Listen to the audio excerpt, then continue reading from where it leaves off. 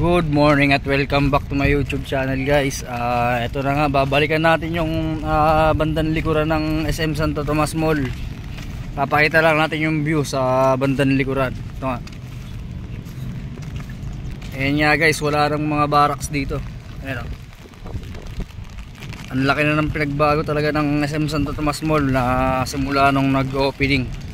Nakapayong nga tayo ngayon kasi nga sobrang lakas talaga ng ulan dito. Kagabi pa. And medyo lalapitan lang natin yung yung mall. Nandito tayo sa bandang likuran ito. Ayan nga yung makiling, hindi na halos makita.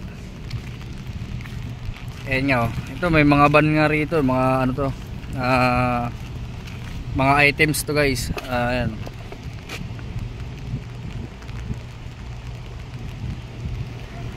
Ayan yung pinaka terminal ng SM Santo Tomas Mall. Ang biyahe niyan, guys, Cavite, Bicol, Samar, Leyte.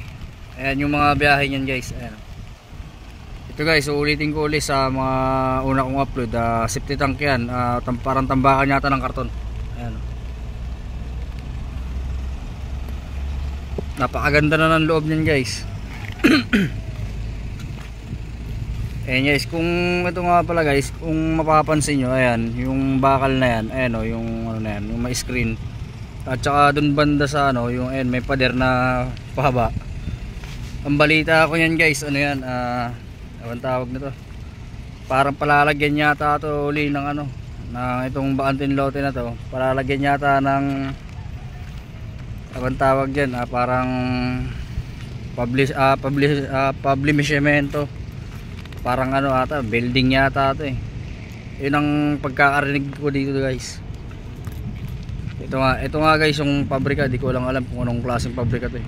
Medyo malaki, ayan o. At ito nga pala, guys, yung makiling na sinasabi ko ngayon lang.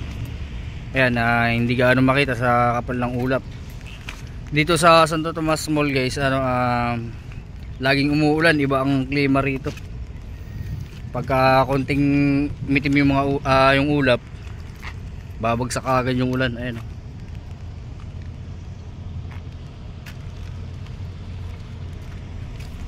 Ayan nga. Pag nakakapunta tayo rito, guys, dito kami dumadaan dyan o. Dito na kami pumapasok sa harapan ng San Bartolome. Ayan o. Yung sa may entrance dito bandang kanan, bandang kaliwa. Tapos diretso kami dyan sa may barracks namin. Ayun, kung mapapansin nyo, guys, ito malawak na yung Baantin Lote rito kasi yung mga barracks dito wala na, pinanggiba na. Yung DB nga dyan, ayun halos isang pahaba na lang yung barracks. Tapos ito ay CC, yung puti na yun, ayun yung puti na yun, yan. Tapos may heavy equipment, ayan isa. Saka ito, isa rin. Pang yan, pang araro ata ng mga gamit pagka pinull out na lahat to.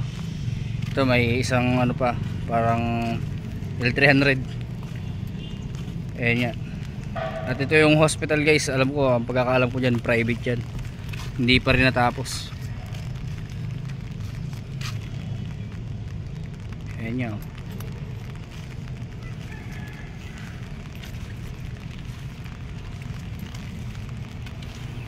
At ayun nga pala, guys, yung banda ron, guys, yung bandang likod, guys, yan, yun nga yung Lianas, yung parting bundok Tagaytay na daw yan, guys. At dito banda yung bundok dyan, yan, bang tawag dyan, parang kadugtong pa ng Cavite.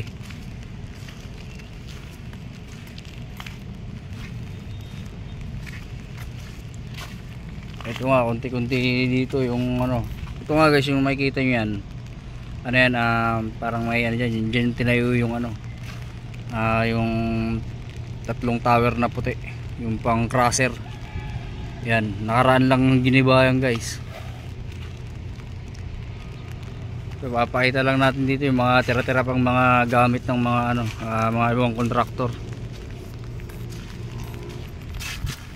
Payong nga tayo ngayon kasi nga medyo mahina yung ulan ngayon, pero kanina sobrang lakas talaga. Kaya basa yung ano rito, mga daanan, yung mga semento.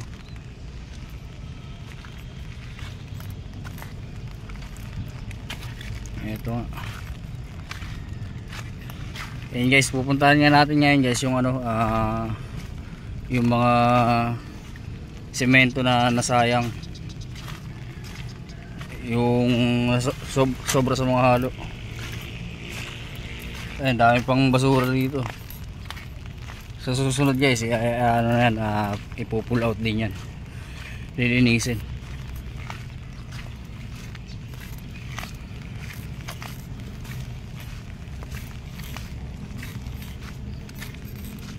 Ayan, may mga ibang gamit pa rito guys. So may court pa yan, oh.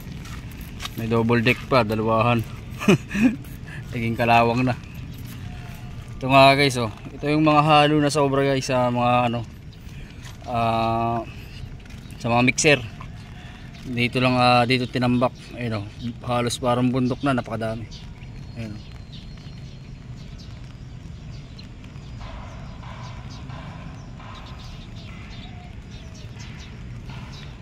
Ito may mga ibang yero pa kami dito na ano, ipo-pull out din. Ito nga pala guys, yung yero na to. Ayan, yung yero na to. Ito yung ginamit namin sa mall. Mga fittings to guys na iba, mga supply at saka mga ano yan, pang return. Ayan, yan yun.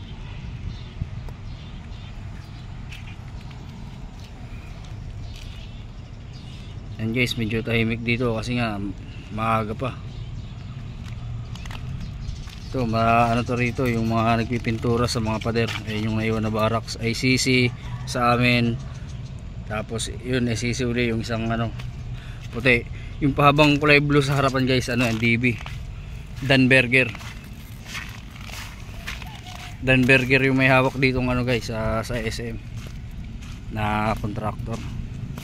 Ito nga guys, ano na to, parang naglawa na.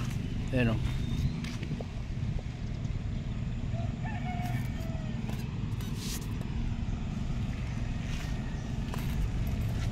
Nagkaroon na siya ng ano, tubig. Ito nga, tahimik nga dito. Ayan, oh.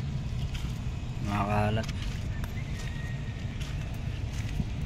Okay guys, hanggang dito na lang muna tayo guys. See you again ulit sa susunod na upload natin na video. Salamat.